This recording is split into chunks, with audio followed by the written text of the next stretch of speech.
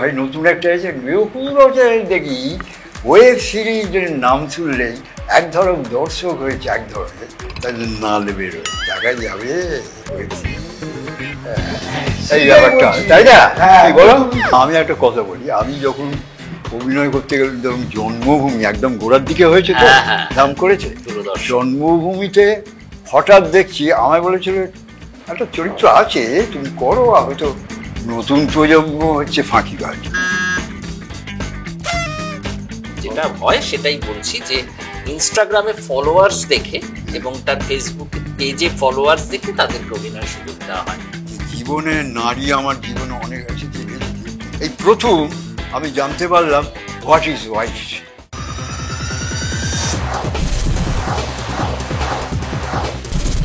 শহরের ভিড়ের মাঝখানে যেরকম আমরা গ্রামের শান্ত পরিবেশটাকে হারিয়ে ফেলছি, সেরমই সাসপেন্স থ্রিলারের মাঝখানে আমরা হাসি মজার সহজ সরল গল্পগুলোকেও যেন হারিয়ে ফেলছি। সেই জন্যই জি টিউব প্ল্যাটফর্মে আসতে চলেছে নতুন ওয়েব সিরিজ মোল্লাহাটি। বলছি তোমার সমস্যাটা কি বলো তো?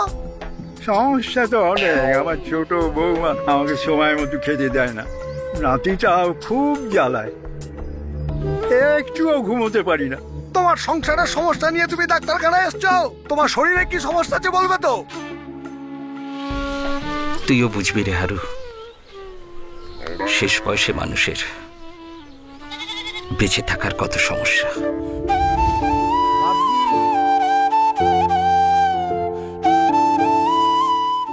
এবং এই মুহূর্তে সেই সুবাদেই আমাদের সঙ্গে রয়েছে অভিনেতা নিমাই ঘোষ, দেবাশিস গাঙ্গুলি এবং মন্টু মল্লিক। প্রথমেই বলো, কেমন আছো? তোমাকে দেখলে আর কখনো ভালো না পারা যায়?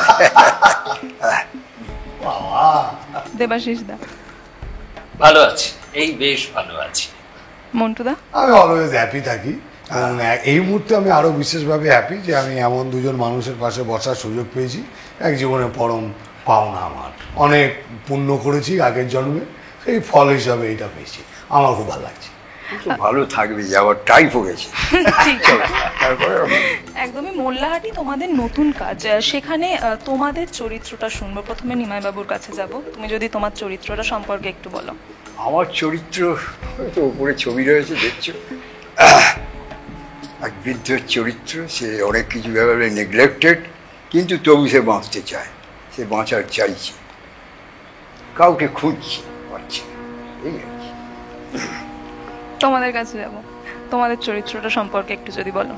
আমি তো একজন চিকিৎসক, এই ধরনের চিকিৎসক থাকাটা মঙ্গল না, না থাকাটা অমঙ্গল জানি না, কিন্তু বিষয়টা হচ্ছে যে পশু এবং মানুষের একসাথে চিকিৎসার দায়িত্ব নেওয়া, এটা নেহাতি চিকিৎসা শাস্ত্রের ঊর্ধ্বে। সারা পৃথিবীতে এরকম কেউ নেই, পশু এবং মানুষ। মানুষের একসাথে বসে ডিক্লেয়ার করে, সে নিজে বলতে বলতে যায় যে পশু আর মানুষের চিকিৎসা হবে, ডাক্তার নেবে গো ডাক্তার। সুতরাং এটা একটা অভিনব। আপনাকে কিন্তু বাবা গণপতি বাপ্পা খুঁজছে, কারণ ওনার রোগ হলে তো দুটো ডাক্তার লাগে, উপরেরটা ভেটেরিনারি আর পরেরটা তো তুমি বুঝতে পারছো। তুমি একমাত্র আছো এই পৃথিবীতে পশু এবং শিশু সব মিলিয়ে আমরা করছি, দেখা যাক। এবং তারই সহযোগী হিসেবে তোমাকে আমরা তো দেখতে পাচ্ছি নিশ্চয়ই। শুধু সহযোগী না, একনিষ্ঠ। স্যার যা বলবে সেটার ভাবনার কোনো জায়গা নেই, সবসময় ইয়েস স্যার। এবং প্রতিটা মুহূর্তে ওনার সাথে থেকে আমি শিখতে চাইছি কোন ছাগল কোন সময় কিভাবে ডাকলে তার কি রোগ হয়, একমাত্র আমার ডাক্তারবাবুই জানে। এবং এই ডাক্তারবাবুই জানে যে পাঠাও গর্ভবতী হন। হ্যাঁ, মানে ডাক্তারবাবু খুব আত্মবিশ্বাসের সঙ্গে বলে, আমি যখন বলছি তখন অবশ্যই প্রেগনেন্ট, মানে এই কথার কখনো হেরফের হবে না। যিনি এসছেন তিনি বলছেন, আরে ও তো আমার পাঠা, ও কি করে প্রেগনেন্ট হবে, ও কি করে গর্ভবতী হবে? বলে আমি যখন বলছি, ডাক্তারটাকে, আমি যখন বলছি তখন সে হবে। এই আত্মবিশ্বাসটা আছে আর কি, ভুলভাল আত্মবিশ্বাস। সেই রকম মহান ডাক্তারের একনিষ্ঠ কম্পাউন্ডার, আমার অবস্থাটা কি হতে পারে? কম্পাউন্ডার খুব বাহাল তবিয়াতেই আছে, কম্পাউন্ডারের একটা বিষয় আছে, এবং কম্পাউন্ডার সেইভাবেই চলাফেরা করে, সেইভাবেই দাপিয়ে বেড়ায়, এবং কম্পাউন্ডারকে সমীহ করে। রোগীজন যারা আছে তারা জানে যে কম্পাউন্ডারের কাছ থেকে আগে ওই ব্যাপারটা নিতে হবে, অনুমতিটা নিতে হবে, তাকে একটু পটাতে হবে, তবে ডাক্তারের দেখা পাওয়া যাবে। সুতরাং আর খুব ভালো তো, মানে বিষয়টা হচ্ছে ও এত ভালো অভিনেতা, তারপরে নিমাইদা এরকম একজন যশস্বী, একজন প্রবীণ মানুষ, অভিনেতা, যার এত কাজ দেখেছি, এত সিনেমা দেখেছি বিশেষ করে। আর সেই সময়টা ছিল যখন হলে টিকিট কেটে সিনেমা দেখতাম, মানে সিনেমা দেখাটা নেহাত মোবাইল ল্যাপটপে ছিল না। তো সেখান থেকে ওই সিনেমাগুলো দেখেছি প্রচুর, যেখানে মন্টুরও প্রচুর সিনেমা দেখেছি। আর আমি সিনেমা দেখা একজন দর্শক, আমি অভিনেতার থেকে নিজেকে দর্শক হিসাবে ভাবতে কিংবা বলতে আমি অনেক বেশি আনন্দ উপভোগ করি, কারণ তাতে অনেক নিশ্চিন্ত বোধ করি আর কি। কিন্তু এই দুজন অভিনেতার সঙ্গে কাজ করা, নিমাইদার সঙ্গে আমার এর আগে কখনো কাজ করার সুযোগ হয়নি স্যারের সাথে। এসকে আমাকে এই সুযোগটা দিয়েছে। আমি যখন প্রথম শুনেছিলাম আমি এটাই আশা করেছিলাম, আমি জিজ্ঞাসাও করেছিলাম ওকে সঙ্গে সঙ্গে যে সিন থাকবে তো? বললো হ্যাঁ অবশ্যই। কারণ ওইভাবে সুযোগটা আসে না, যখন আসে এই মানুষগুলো যাদের, যে অভিনেতাদের দেখেছি, যখন শুনি যে তারা আসেন, মানে আছেন এই কাজে, তখন সেটাই আমি প্রথমে জিজ্ঞাসা করি যে কোনো দৃশ্যে অভিনয়ের সুযোগ আছে কি তার সাথে। তো এখানে সেটাও বলেই ছিল হ্যাঁ আছে, এবং সেটা ছিল, খুবই এনজয় করেছি। মন্টুর সঙ্গে আমি এর আগেও কাজ করেছি, কিন্তু ওর সাথে কাজ করতে গেলে একটা জিনিস খুব ভালো লাগে, সেটা হচ্ছে যে একজন বন্ধুত্বপূর্ণ, ও একজন মানুষ, মানসিকতাটা শুধু একটা বন্ধুত্বপূর্ণ। সুতরাং সেক্ষেত্রে কি হয়, আমরা যখন একসাথে কাজ করি কিংবা ওর সাথে যেই কাজ করুক না কেন, সেটাও শুধুমাত্র একার জন্য করে না, সবাইকে নিয়ে করে। এটা একটু বেশি বলছে, আমি পাশে রয়েছি বলে এইখান থেকে বেরিয়ে কি আচ্ছা বেশ, ঠিক আছে, ঠিক আছে, একটু বেশি বলছে, ঠিক আছে, আপাতত এর জন্য টিআরপিটা হোক। আর বিষয়টা হচ্ছে যে নিমাই স্যারকে এই মোল্লাহাটির গল্পের মধ্যে আমাদের পাওয়াটা হঠাৎ লটারি পাওয়ার মতো, মানে হঠাৎ কোটি কোটি টাকার লটারি পেলে যে অনুভূতি হবে, আমার ঠিক সেরকম অনুভূতি হয়েছিল আমি যখন স্যারের সাথে অভিনয় করছিলাম। অনেক কিছু জেনেছি, শিখেছি, একসাথে যাতায়াত হয়েছি, এবং আমাদের লোকেশন ছিল অনেক দূরে, মানে শহর থেকে অনেক দূরে, 6-7 ঘন্টা প্রায় দেরি। আর একটু গল্পটা সম্বন্ধে, মোল্লাহাটির সাবজেক্টটা সম্বন্ধে একটু বলো। নিমাইবাবু, আপনার কাছে যাব। এতদিনে অনেক কাজ তো আপনি করেছেন, আপনার ঝুলিতে অনেক কাজ, সেক্ষেত্রে মোল্লাহাটিতে কি এমন দেখলেন যেটা সব কাজের থেকে এটাকে আলাদা করলো? মোল্লাহাটির ক্যারেক্টারটাই এমন, অন্যান্য যে সমস্ত গ্রামে আমরা গেছি বা দেখি, সচরাচর তাল গাছ দেখলুম, নারকোল গাছ দেখলুম, আর কি হলো, একটা ছাগল দৌড়ে চলে গেল, একজোড়া গরু যাচ্ছে, কিংবা একটা লোক পেছনে তাড়া দিতে দিতে কিছু গরু বাছুরকে নিয়ে যাচ্ছে। এইসবগুলো আমি যখন আমরা শুটিং করেছি আমাদের চোখে পড়ে। আমরা সেখানের মানুষগুলোকেই দেখেছি যারা খুব উদ্গ্রীব হয়ে আমাদের কাজ দেখছিল, এবং আমরা কোথায় কী করছি সে প্রতিক্ষণে, এরা সবাই জানেন, লক্ষ্য করছে, এবং প্রায় কি কোথায় লাগলো নাকি, মানে নিজের হয়ে গেছিল, আমি হাঁটতে পারছিলাম না, ধরবো এরকম করছিল। তখন এই একটা ভাবলাম, বাবা এটা একটা অন্য রকমের অভিজ্ঞতা হবে, যা আমি অন্য কোথায় পাইনি। এইটাই মোল্লাহাটির একটা বিরাট। ছাগল নিয়ে এসছে, অনেক ছাগল অনেক নিয়ে এসছে তারা, মানে যারা ছাগল পোষে সেরকম নিয়ে এসেছেন তারা তাদের প্রাণীকে, পোষ্য প্রাণীকে, এবং সেই ছাগল মাঝে মধ্যে ডেকেছে। তখন মজা করে বলা হয়েছে আর কি, যে আমি বলেছি যে তাহলে তো এদেরকে প্রয়োজন ডাবিংয়ে। তা আমি মালিকের সঙ্গে কথা বললাম যে এরকম তো কলকাতা গিয়ে ডাবিং করতে হবে, আপনি নিয়ে আসতে পারবেন? বলে হ্যাঁ, কোথায় কখন যেতে হবে ট্রেনে করে নিয়ে চলে যাব, অসুবিধা নেই। জানি না সেটা হয়েছে কিনা, ডাক্তার এমনি ডাক্তার জানি না। আমার সব থেকে ভালো লেগেছে, আমাকে মোল্লাহাটি নিয়ে এর আগে যারা ব্যক্তিগতভাবে জিজ্ঞেস করেছিল, আমি বলেছিলাম যে এই সাবজেক্টটা সম্পূর্ণ ফ্যামিলি সাবজেক্ট, মানে আপনি বিয়ে বাড়িতে বসেও সবার সাথে দেখতে পারবেন, বাড়িতে বসেও ফ্যামিলির সাথে দেখতে পারবেন। তথাকথিত যে ধরনের ওয়েব সিরিজগুলো এখন আসছে, কিছু চুম্বন দৃশ্য থাকে, কিছু বেড সিন থাকে, ধরো ছেলে বাবার সামনে দেখতে পারে না, বা মায়ের সামনে মেয়ে দেখতে পারে না, সেরকম নয়, এটা ফ্যামিলি সাবজেক্ট।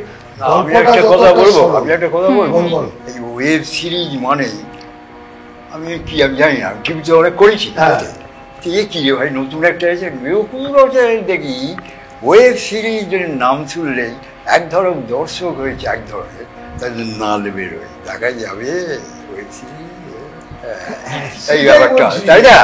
বলো এই ক্ষেত্রে, হ্যাঁ এই ক্ষেত্রে এই নাল পড়া ব্যাপারটা এখানে নেই, এটা অন্য আনন্দের ব্যাপার। আসলে না আমি একটা জিনিস ইন্টারাপ্ট করছি, সরি, সেটা হচ্ছে কমেডি, বাংলা কমেডি আমরা আগে যখন দেখেছি, ধরুন আমরা হয়তো এটা জানি যে অনেকেই, আবার অনেকে জানি না, সেটা ভানু বন্দ্যোপাধ্যায়ের একটা বহু বছর আগে comedy black and white Bangla cinema ছিল, সেটা স্ট্যান্ড আপ কমেডির ওপর।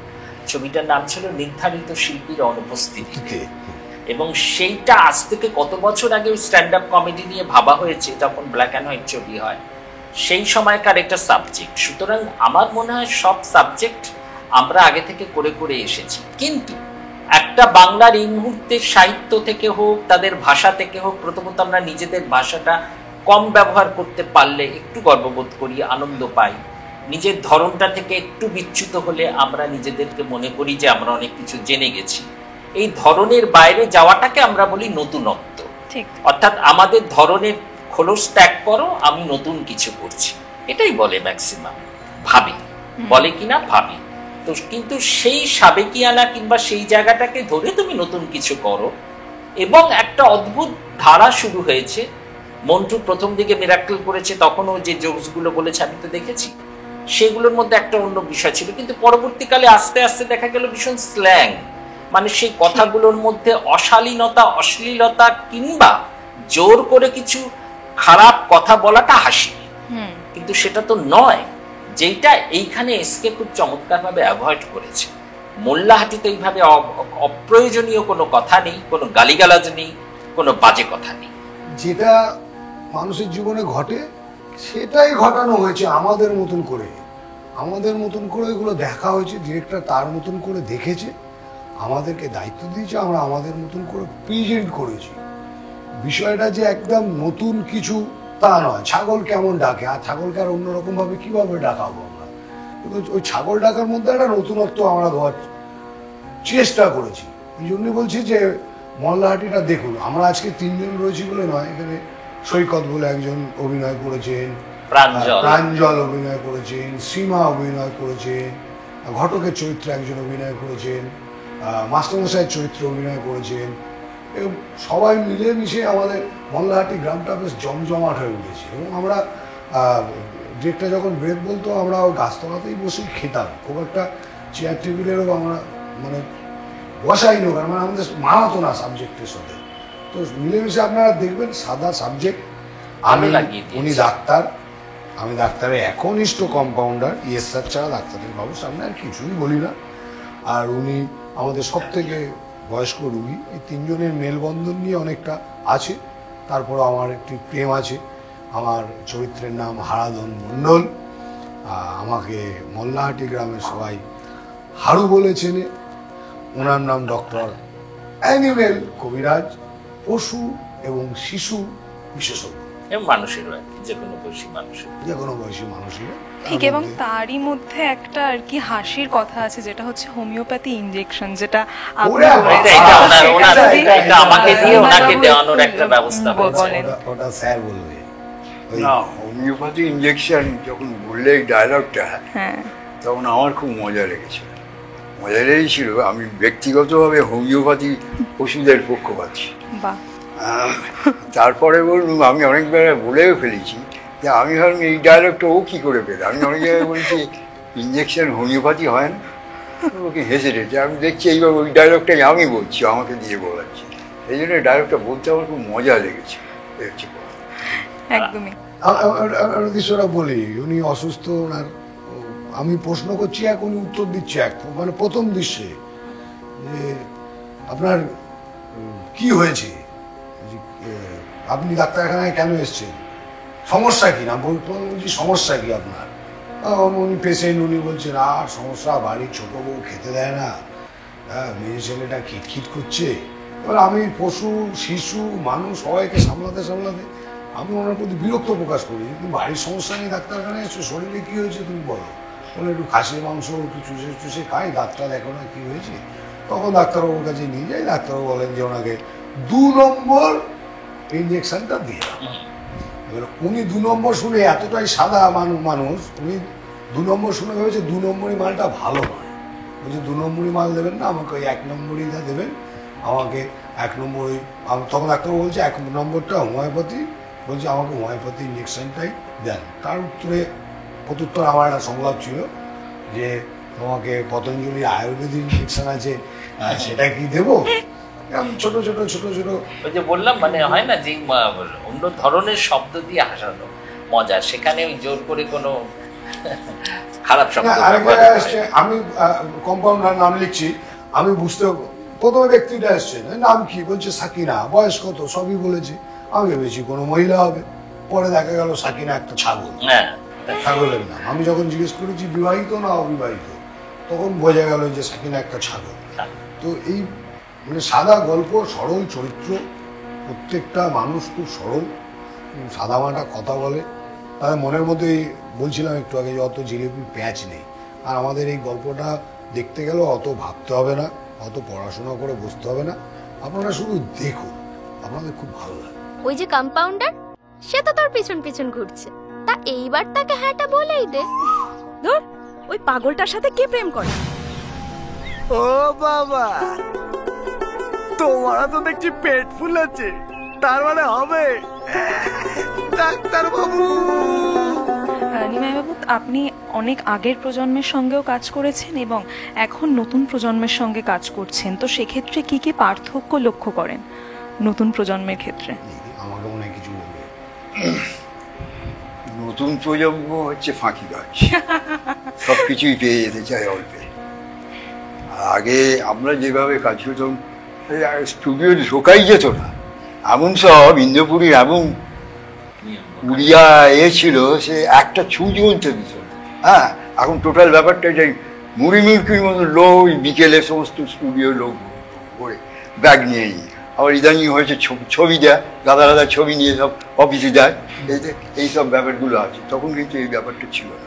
আমার ডিরেক্টরের ব্যাপারে দেখতো, বলতো, যদি পছন্দ হতো কাজ করো, নাহলে যাও, এসব ব্যাপার ছিল না। আর তাও নিজেরাও তারা অনেক বেশি গুণী ছিল, হ্যাঁ, নিজে নিজে বার করতে পারতো, অনেক বেশি অনেক জায়গা থেকে বুঝতে পারতো একে দিয়ে কাজ হবে, একে বার করে।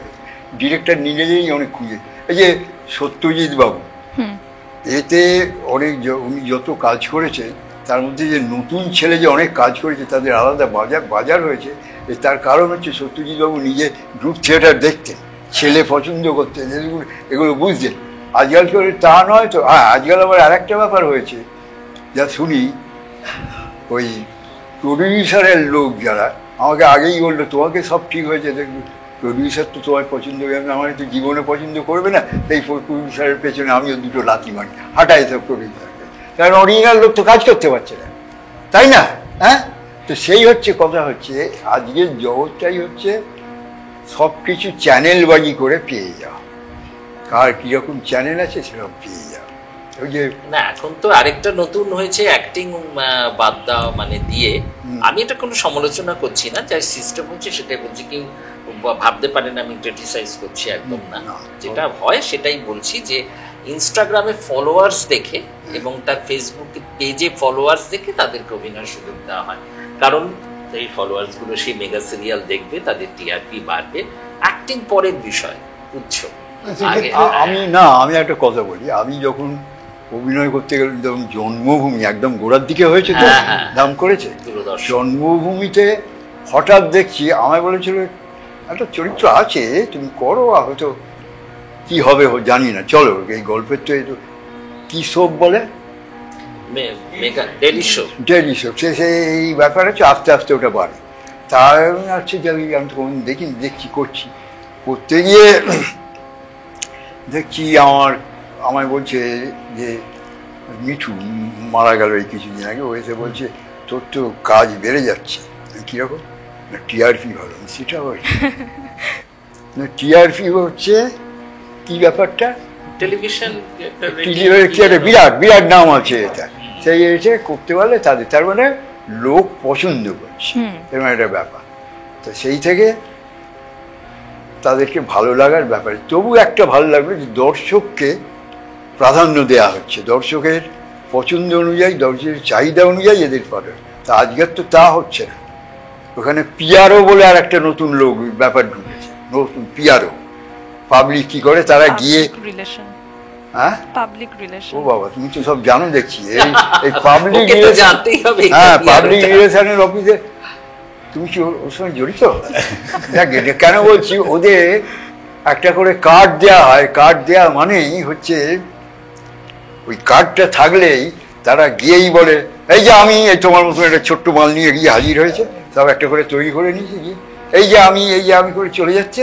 গিয়ে তারপরেই বলছে পিআরের আবার একটা এজেন্ট আছে, তাদের হয়ে কথা বলে, গিয়ে বলছে এই আমার কিন্তু 10টা খাবার লাগবে, 10টা খাবারের প্যাকেট লাগবে, আমার কিন্তু একজন লোক খেতে যাবে। আমাকেই একদিন দেখছি, আমি আর্টিস্ট, খাবার পেলে এই ওরা পিআরওরা সব নিয়ে নিয়েছে। যা সে কি বললো, ওরা বললো এতগুলো খাবার আছে, আমরা কিন্তু খাবো, তাও বলছে। এই আবার আর একটা খাওয়া দাওয়া দিয়েছে। একটা যুগ দেখেছি যখন মানুষ এই ক্রাউডে, কি প্রচন্ড ভিড়ের মধ্যে এতে দাঁড়াতে হতো, তারা খাবার পায়নি, ভাত মানে রেগুলার খাবারটা পায়নি, একটা টিফিন গোছে পেয়েছে, তাতে তাদের চলাতে হয়েছে। আর এখন দেখছি এরা এসে খাবার ব্যাপার আগে ঝটকা মারছে। কি বলবে, এসব আছে তো, টোটাল ব্যাপারটাই নতুন হয়েছে। তো ওই প্রজন্ম, নতুন প্রজন্ম যে বললে না প্রশ্নটা, এটা তার মধ্যেই পড়ে। এই প্রজন্মের মালেরা সব মাল হয়ে বসে আছে, তাই কি করে কি হবে, কি হবে না? কি ভাই ভুল বলছি? না না না, কি রে হারু? না না, ঠিকই বলছো তুমি। তবে আমি একটা কথা বলি যে আশাবাদী, মানে হতাশা নিয়ে তো থাকলে হবে না। হতাশাকে ছেড়ে আশাকে সামনে নিয়ে, মানে আপনার কথাকে সমর্থন নিয়ে বলি, যে সমর্থন করেই বলি যে এই যেমন মোল্লাহাটি যে ভাবনা থেকে তৈরি হচ্ছে কিংবা কাজ হচ্ছে, এরকম আরো অনেকে চেষ্টা করছে। তবে আমি একটা জিনিস বলি, এরকম ছোট অনেক সংস্থা আছে যাদের অর্থনৈতিক হয়তো সেই সচ্ছলতার জায়গাটা নেই। আজকে এসকের কাছে যদি সেই ইকোনমিক কন্ডিশন কিংবা সেই জায়গাটা আরো সচ্ছল হতো, ও ঠিক একইভাবে সেই আরো বেশি প্রপাকাণ্ড করতে পারো, আরো পাবলিসিটি করতে পারতো, আরো অনেক ভালো ভালো জায়গায় শুট করতে পারতো। আগামী দিনে নিশ্চয়ই হবে, আশা রাখি। কিন্তু তার মধ্যে থেকেও ভালো ভাবনা ভেবেছে, তার মধ্যে থেকেও ভালো সাবজেক্ট নিয়ে মানুষের কাছে একটা মজার মধ্যে দিয়ে একটা মেসেজ দেওয়ার চেষ্টা করেছে। সুতরাং এই প্রয়াসটা যারা করে আজকের দিনে ওই ছোট জায়গা থেকে এসেও, এবং এই ভালো কাজ করার ক্ষেত্রে অনেকেই আছেন যারা সাহিত্যধর্মী কাজ করতে চান, সুতরাং তাদেরকে নিশ্চয়ই আমাদের সমর্থন করা উচিত মানবিক জায়গা থেকে। আর এটা সমর্থন করতে পারে ওই পারের মানুষগুলো, অর্থাৎ ওই দর্শকগুলো, ওই অডিয়েন্সগুলো। তারা টিপিক্যাল কিছু কিছু হাউসের ছবি যেমন দেখছেন দেখুন, কিন্তু পাশাপাশি একটু খোঁজ রাখুন বাইরেও যারা করছে তারা ভালো কাজ করছে কিনা। যদি ভালো কাজ করে তো দেখবেন, না কাজ করলে দেখবেন না। কিন্তু আগে থেকেই রবীন্দ্রনাথের চণ্ডালিকার ভাবনা নিয়ে বসে থাকবেন না, যেটা রবি ঠাকুর বলে গেছেন যে ছু না ছি, ও যে চণ্ডালিনের ঝি, নষ্ট হবে যে দই সে কথা জানো না, এটা যেন না ভাবে। এটাই আমার অনুরোধ। তুমি ঠিকই বলেছো। মানে তথাকথিত অনেক রকমের কাজ হচ্ছে, তো কিছু কিছু কাজকে আমরা গুরুত্বই দিই না, কি হবে না হবে, অথচ আমি না দেখে আমি কি করে বুঝবো যে এটা আমার দেখা উচিত কি উচিত না। আছে ওই ব্যাপারটা একটা, কিন্তু দর্শকদের মধ্যে নতুন খোঁজার একটা চাহিদা আছে সবসময়। যেমন বলছি, এই যে আগে এই যে বোম্বের ছবি বলি, একজন হিরো আছে, সে সবাইকে মেরে ফেলে দেয়, এই ছবি কিন্তু এখন আর দেখছে না, গল্পে একটু অন্যরকমের যাচ্ছে, ওইখানে গেছে। অ্যাট দ্য সেম টাইম আমাদের এখানেও কি বলবো, নামগুলি এসে যায়। এই দেব আছে, প্রসেনজিৎ আছে, চ দেখতে যাই, তা কিন্তু দেখছে না। ওরা তো সব একই করবে মাল, চ নতুন কি দেখছি, এরকম ব্যাপারগুলো হচ্ছে। কিন্তু প্রাধান্য দিচ্ছে, হ্যাঁ দেখছে নতুন কি দেখবে। আমি নিজে পার্টিসিপেন্ট বলে এর অভিজ্ঞতাই বলছি, যে মানিকবাবুর মেঘ বলে একটা ছবি হয়েছে, সেটা একটা আলাদা তো দর্শক তৈরি করেছে, লোকে দেখেছে, সবাই খুঁজছে কিন্তু। হ্যাঁ, যেমন বলছি, ওটাকে গোড়ায় দেওয়া হয়েছিল নন্দন, নন্দন টুতে দেওয়া হয়েছিল, সেখানে রেগুলার হাউসফুল যাচ্ছে, যেতে যেতে হ্যাঁ সেটা ওই ছবিকে প্রাইম টাইমে দিতে হয়েছে, 4:30 লোক দেখেছে।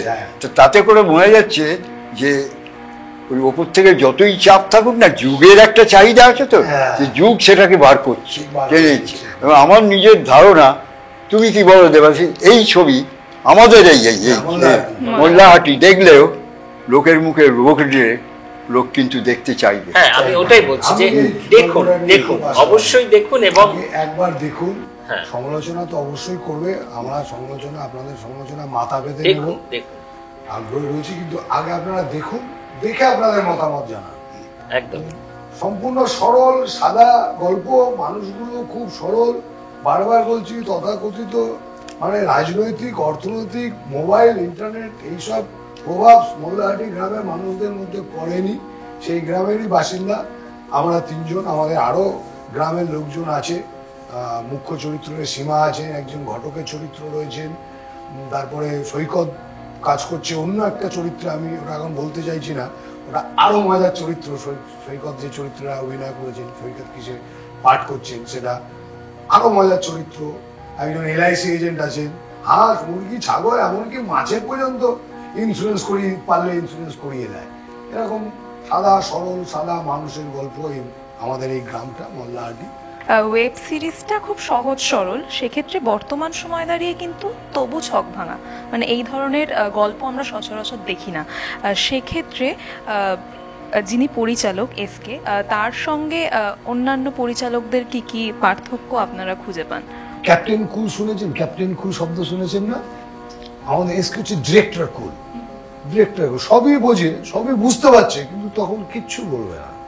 হয়তো আমাকে একটু বকার দরকার, মানে কারোর প্রতি অপছন্দ হলেও তখন বলবে না, পরে পরে বলবে। ধরো আমাকে একটু বকার দরকার, আমাকে ডাকলো আস্তে করে, শোনো, তুই তো পারি আজ পর্যন্ত কাউকে করেনি, একটু শোনো, একটু দূরে গেলাম, বকা দিল 5-7 মিনিট, কেউ না, ওর একটা বিরাট ব্যালেন্স করতে পারে। আছে, ডাবিং করতে গিয়ে বুঝেছিল, এমন এক খিটকেল ডাবিং এর ডাবারের পাল্লায় পড়েছিলুম না, মহা মুশকিল ব্যাপার হয়েছিল। এটা কি হয়েছিল বলতে আমি জানি না। হ্যাঁ, কি হয়েছিল? সে বললে ওকে তার মতন করে বলতে হবে, এতদিন ধরে ডাবিং করে আসছে, তোকে আমার কথা সে শুনবে, তার মতন করে বলতে হবে। দেখ কোথেকে এলো, তারপরে ও আবার ওখান থেকে আমাকে বলছে, এসকে দাদা আপনি করুন, আর একটু দেখে নিন না। সে বলছে না, আমি যেরকম বলছি করে, তুই ডিরেক্টর তুই না, ও ওখান থেকে আবার নতুন হ্যাঁ ও বলছে বলেছে যে না না একটু উপরে একটু নিয়ে যাও, হয়ে যাবে না, আপনি আবার বলুন। হ্যাঁ, এটা ক্রিটিসাইজ নয়, ওই মজা করে ক্রিটিসাইজ বলছি না, আমি বলছি তো ও টোটাল ব্যাপারটা হ্যান্ডেল করে কাজটা বার করে নিয়ে গিয়েছে, তো এটাই ওর কুল কুল ঠান্ডা মাথায়, মানে এই যে প্রবলেমটা এটাকে খুব ঠান্ডা মাথায়। হ্যাঁ, আর কাজটা করতে আমি খুব আনন্দ পেয়েছি। অনেক অনেক কারণ আছে, তার মধ্যে বিশেষ কারণ হচ্ছে খাওয়া দাওয়া। তো আমাকে দুপুরবেলা কোনোদিন প্রোডাকশনে খাবার খেতে হয়। যে গ্রামে শুট করেছি, আমার এক একদিন এক একটা বাড়িতে নিমন্ত্রণ থাকে দুপুরবেলা। তারা কি খাবেন, ওইটা বুঝেই গিয়েছিল, ওইটা বুঝেই আমি বলছি গাড়ি দাও, আজ চলে যাবো, বলছে কাল আমি আছি, মানে এই কারণেই আছি। চলো, ভালোবেসে আমাকে দুটো খাইয়েছে, দুটো অন্ন দিয়েছে, আর কি আছে, খেয়েছি অনেক কিছু। ভালোবাসা ছাড়া আর আছে কি? ভালোবাসা খাওয়া আমি অনেক পেয়েছি, আমাকে আমাদের টলিউড ইন্ডাস্ট্রি অনেক দিয়েছে, আমি সেক্ষেত্রে নিজেকে খুব ভাগ্যবান মনে হয়। প্রচুর কাজ করেছি, অনেকের সাথে কাজ করেছি, আনন্দ পেয়েছি, অনেক টাকার ছবিতে কাজ করেছি, আনন্দ পেয়েছি, কিন্তু এই সাবজেক্টটা অন্যরকম। কখনো অ্যাকশন সিনে আমাকে দেখা গেছে ছবিতে, কখনো হিরোর সাথে দৌড়াচ্ছি, কখনো চোর আমি, কখনো মাছলা, বিভিন্ন রকম চরিত্র পাঠ করেছি। কিন্তু এই কম্পাউন্ডারের চরিত্রটা করতে গিয়ে গ্রামটা আমাদের যে মোল্লাহাটি যে সাবজেক্ট, সেই সাবজেক্টটা আমার কাছে সম্পূর্ণ অন্যরকম আলাদা একটা অনুভূতি দিয়েছে, আনন্দের। শেষ হয়ে গেলে মিস করবো এরকম একটা মাথা মোটা কম্পাউন্ডার, মাথা মোটা ডাক্তার, তার কম্পাউন্ডার একনিষ্ঠ ছাত্র, এরকম একটা রুগী যিনি জীবনের এই বয়সে এসেও খুব বাঁচার আশা, খাসির মাংস ঝোল করে ভাত খাওয়ার আশা, সংসারে ওনাকে কেউ পাত্তা দেয় না, দেখে না, তবু আমাদের প্রতি তার বিশ্বাস যে ডাক্তারবাবুর কাছে গেলে ঠিক হয়ে যাব। ডাক্তারবাবুর মুখ থেকে একটা সংলাপ আছে, আমাকে জিজ্ঞেস করেছিল যে হরিখুড়োর অবস্থা কিরাম। আমি বলেছিলাম ওনার তো বেঁচে থাকাটাই দায়, এরকম একটা সংলাপ, সমস্যা ওনার তো কি সমস্যা, ওনার তো বেঁচে থাকাটাই সমস্যা। ডাক্তারবাবু বলেছিল, ডাক্তারবাবু মুখ থেকে সংলাপ আছে। বলো একটু, বলো বলো। সুন্দর কথা, এটা একটা মানে হয় না যে সেটা একটা খুব চমৎকার মেসেজ যেটা বললাম, মজার সাথে দিয়েছে। এবং একদিন যখন তোরও যখন বয়স হবে তখন তুই বুঝতে পারবি, এই আর কি, মানে সেটা সেই গানের কথা আর কি, বুঝবে না কেউ, বুঝবে না কিছু, মানে ছোট ছোট ছোট ছোট ইনসিডেন্ট নিয়ে আমাদের মোল্লাহাটি গ্রাম চলুক, তৈরি হয়নি, আপনারা জমজমাট কিছু হয়েছে। প্রশ্ন থাকলে করুন। টলিফোকাসকে অনেক ধন্যবাদ এরকম একটা হাটে, মোল্লাহাটির এরকম একটা হাট ক্রিয়েট করা। না, আজকে তো ধন্যবাদ। এই মুহূর্তে হাটটা আমাদের হাটটা ঠিক জমেনি, কারণ অনেকে তাদের ব্যক্তিগত কাজ নিয়ে ব্যস্ত রয়েছে বলে পরে হবে আবার। পুরো হাটটা ঠিক জমেনি। হাটের আমরা এই তিনজনই আজকে আসতে আরো পেরেছি। সবাই আসবে পরে। ধীরে ধীরে ক্রমশ প্রকাশ্য সবাই খুব ভালো কাজ করেছেন, একজন অসাধারণ পারফরমেন্স করেছে। আমার কোনো দিক থেকে অসুবিধা হয়নি, কিন্তু কিছু কিছু সিনে আমি খুব ভয় পেয়েছি, ডাক্তারবাবুকে ভয় পাইনি। একদমই। এবং এটা ছাড়াও সিরিজে মিউজিক করেছে দেবসেন। তোমাদের মিউজিক কেমন লেগেছে সেটা যদি একটু বলো। আমার ব্যাকগ্রাউন্ড মিউজিক খুব ভালোই লেগেছে। এখনো পর্যন্ত গান আসেনি আমাদের হাটের, মোল্লাহাটি গ্রামের এখনো গান আসেনি। উনি এনভায়রনমেন্ট মিউজিক দিয়েছেন, ফলি করেছেন, আমার বেশ ভালো লেগেছে। আমি ওভারঅল পুরোটা দেখেছি, আমার বেশ ভালো লেগেছে। এবং আমি ওনার সাথে আগেও কাজ করেছি, আগেও আমার সাথে ওনার মিউজিকে আমরা কাজ করেছিলাম। ব্যক্তিগতভাবেও খুব ভালো পরিচয়, আমার সাথে সম্পর্ক। জাস্ট মোল্লাহাটি জাস্ট জমে গেছে গ্রামটা আর কি, জমে গেছে। এরপর মোল্লাহাটি গ্রামে সব বিয়ের জন্য সম্বন্ধ আসবে, মানে এইভাবে জমে গেছে আর কি। বেশ ভালো লেগেছে আমাদের। মেয়েগুলো খুব সরল, গুলতি দিয়ে আম পেড়ে বেড়ায়, লিচু পেড়ে বেড়ায়, হাত ছিপ দিয়ে মাছ ধরে বেড়ায়, ধানের বোঝা মাথায় করে কাঁধে করে বয়ে নিয়ে আসে, সেরকম ডাকে। একজন ঘটক আছে, তিনি গ্রামের কিছুক্ষণ আগে আমি শুনলাম মন্টুর প্রেমের, মানে আমাদের চরিত্র হারাধন, তার প্রেমের গল্প আসতে পারে শুনলাম। আমি তো শুনলাম আরেকজনের প্রেমের গল্প নাকি আসতে পারে। যদি তার প্রেমের গল্পটা আসে তাহলে তো পুরো জমে কিছু বলার নেই। চলবে, সরল সাদাসিধে রহস্য ক্রমশ প্রকাশ্য গল্পের মধ্যে। আপনাকে একটু আগে আভাস দিয়েছে না কেউ, না স্যার, প্রেমের গল্প আসতে পারে। মানে আপনি এত উত্তেজিত হয়ে গেলেন, আপনার এরকম রোমান্টিক সিন লাগবে, তাহলে আমি ডিরেক্টরকে সোজা হয়ে যাচ্ছি। হ্যাঁ, আমি তাহলে ব্যক্তিগতভাবে ডিরেক্টরকে অনুরোধ করতে পারি। না, আমার তো এটা হতেই জিও হাততালি দাও, ফুল ফুটুক না ফুটুক। চার্লি চ্যাপলিনের জীবনে কত বিয়ে হয়েছে। হ্যাঁ, তারা সবাই চার্লি চ্যাপলিন সঙ্গে জড়িত হবে এই আশায় বিয়ে করেছে। পরপর ডিভোর্স। এবার লাস্ট চার্লি চ্যাপলিন একটা ছবি করছে, মুসিয়ে ভারদু। এই ছবির যে নায়িকা হবে, ওনার কথা অনুযায়ী যে সে একেবারে ফুল ফুটবে, সদ্য ফোটা ফুল, সেই তার চেহারা। ওনার সমস্ত ম্যানেজাররা সারা পৃথিবী খুঁজতে আরম্ভ করলো।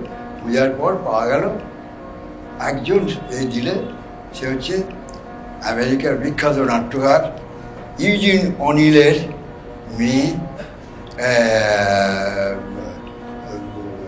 কি নাম, উনা অনিল। তাকে দেখা, তার বয়স তখন কত, 15-16। আর ওদের তো খুব লম্বা চড়া চেহারা হয়। এইভাবে ছবি পাঠালে দেখলেন। এবার কাগজ সব ঝাঁপিয়ে পড়লো, ওদের নাকি অলরেডি অ্যাফেয়ার্স হয়ে গেছে, সেইটা নিয়ে ঝাঁপিয়ে পড়লো কাগজ। এইবার যথারীতি সমাজের সুযোগ নেওয়ার লোক অনেক। কি এবার একটা মেয়ে বলে দিয়ে আমার সঙ্গে হয়েই গেছে সমস্ত, আমার বাচ্চা, তার এই সমস্ত খুব কাদা ঘাঁটাঘাঁটি চললো। তারপরে এরা দুজনে সেপারেশন হয়ে গেল। আর ইউজিন অনিলের বউ, মানে উনার যে মা, সে তো কেসই করে দিয়েছিল ওই নামে, যাদের নাম চার্লির নামে, বিরাট। তারপরে এইসব যখন মিটে গেল, প্রায় বছর 1.5-2 বাদে আবার ওরা এক হলো। তখন ইউজিন কি বলে, তখন চার্লি বললে যে এইবার ওরা তখন ঠিক করলে যে আমরা বিয়ে করেছি। চার্লির তখন বোধ হয় কত বয়স আমি জানি না, কত হবে, যত প্রায় 80-র কাছে বয়স। আর এই মেয়েটার বয়স তখন সবে 17 হয়েছে, 17 না, তবে বলছে না 18 হয়েছে। তার জন্য যখন অ্যাডাল্ট হয়ে গেছে, সেই জন্য ওরা ঠিক করে যে বিয়ে হবে। হয়ে গেল বিয়ের পর এইবার চার্লি বললো যে এইবার আমরা ওই ছবিটা করবো। ওরা বললো খবরদার নয়, আমি ছবি করবো না, আমি তোমার ওয়াইফই থাকবে। তখন চার্লি লিখছে ওর অটোবায়োগ্রাফিতে যে জীবনে নারী আমার জীবনে অনেক আছে যে গেছে, এই প্রথম আমি জানতে পারলাম হোয়াট ইজ ওয়াইফ। এবং সারা জীবন সে আগলে আগলে রেখেছিল। লাস্ট গল্প শুনেছি মৃণালদার মুখে, মৃণালদা যখন ভিয়েনাতে ভুবন সময়ের প্রাইজ আনতে গেছে, তখন আনতে গিয়ে হঠাৎ ওইখানে যে স্টেজে ওই প্রাইজ দেওয়া হচ্ছিল সেখানে অ্যানাউন্সমেন্ট হলো যে এই স্টেজে এমন একজন আছে যেটা আপনাদের কাছে খুব সারপ্রাইজ হবে। ঠিক কার্টেন খোলার কয়েক সেকেন্ড আগে তার নাম অ্যানাউন্স করল। সবাই বিরাট স্টেজে এতে অডিটোরিয়াম সব চুপচাপ, কী ব্যাপার। তারপরে ঠিক ওই কার্টুন রেস করছে, তখনই নামটা অ্যানাউন্স করলো যে এই স্টেজে আজকে চার্লি আছে। মানে সবাই তো আত্মহারা যে লোকটাকে এতবার দেখেছি, সমস্ত ডিরেক্টর মৃণালদা বললো আমি সামনে ছিল, আমি দৌড়ে গিয়ে যে লোকটাকে আমি দেখিয়েছি, পুলিশ আটকালে, তাড়িয়ে দিয়েছি। আর দেখা গেল যে চার্লির ওই অত হাততালি, অত কোনো বিকার নেই। ও একটা হুইল চেয়ারে চুপ করে বসে আছে, মুনা প্রেসিডেন্ট ওটা ধরে যাচ্ছে, অত আওয়াজে সে শুনতে পেলে না। এইবার যখন ওই মৃণালদা বলছে আমি দৌড়ে গিয়ে হাতটা ধরতে গেছি, পুলিশ তাড়া করেছে, তার পেছন থেকে উনাও কিন্তু বাধা দিতে চেয়েছে। এই যে উনা চলে চলেছে, তখন গেল ও যেন নড়ে চড়ে উঠবে। ওপর থেকে তাকিয়ে দেখছি তার মুখে দিয়ে। মৃণালদা ওখানে কনক্লুড করেছেন যে এই প্রথম দেখতে পেলাম আমাদের যে শুনেছি না মিউজিক্যাল এতে, একই সুরে যদি দুটো বাতা থাকে, একটা টোকা মারলে আর একটা আওয়াজ, এই বুঝতে পারলাম চার্লি কেন বলেছে হোয়াট ইজ ওয়াইফ। এই বুঝে পেল ওকে এই করেছে, ও উনি তাকিয়ে উঠে যা তৈরি হতেই পারে। তাহলে মুদ্রা কথা কি দাঁড়ালো? ডিরেক্টরকে বলতে হবে নিমাইদার সাথে রোমান্টিক সিন নিমাইদা দিতে হবে, এবং মেয়েটির বয়স ওই 18 থেকে 19-এর মধ্যে থাকতে হবে। মুদ্রা কথা এটাই তো দাঁড়ালো। ঠিক আছে, মোল্লাহাটিতে তাই হবে। ওকে ভালো মিষ্টির সন্ধান দিলে ও সারা কোথা থেকে পেঁয়াজির গন্ধ ছাড়িয়ে দিবে। ব্যক্তিগতভাবে আমি ডিরেক্টরকে রিকোয়েস্ট করবো, এতে কি হবে, আমরা ওনাকে আরো কাছে পাবো, দিনের পর দিন শুটে পাবো। এটা আমি বলেছি যারা আছে দেখে না না, কিন্তু আমি শেষ বয়সে আমি ছবিও দেখেছি। হ্যাঁ, আমার মিয়ালার মুখে গল্প দেখেছি, এই সময় গোপটা ছিল না। একদমই তাই। মোল্লাহাটি নিয়ে অনেক আড্ডা হলো, কিন্তু মোল্লাহাটি দেখার জন্য আপনাদেরকে সাবস্ক্রাইব করতে হবে জিটিউব প্রাইম অরিজিনাল। এই ভিডিওটি যদি ভালো লেগে থাকে তাহলে লাইক করুন, সাবস্ক্রাইব করুন Tollywood focus Kolkata.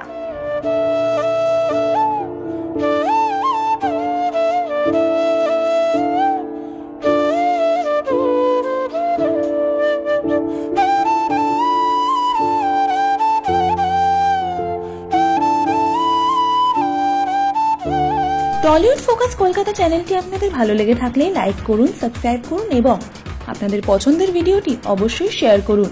Tollywood focus Kolkata.